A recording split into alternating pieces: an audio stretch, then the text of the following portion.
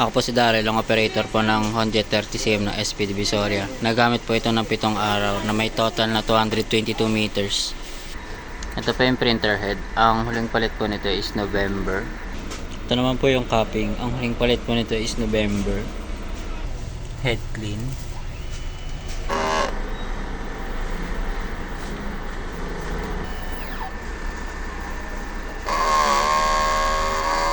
Punasan ng wiper pagkatapos mag-clean. Nozzle check.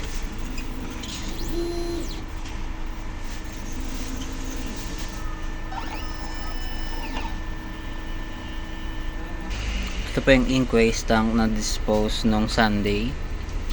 Ito naman po yung ink system na ang level ay tama lang. AVR na may 150 volts. Tapos ito po yung ground wire. Ito naman po yung stocks namin. Sa taas po yung in-use, sa baba po yung unused. Sa gilid naman po yung film. As of now po wala po kami stock. Ito naman po yung production log as this last week. Yan po. Printer daily checklist. Consumables monitoring. Cyan. Magenta. Yellow. Black. White. Powder. Ito naman po yung sa media.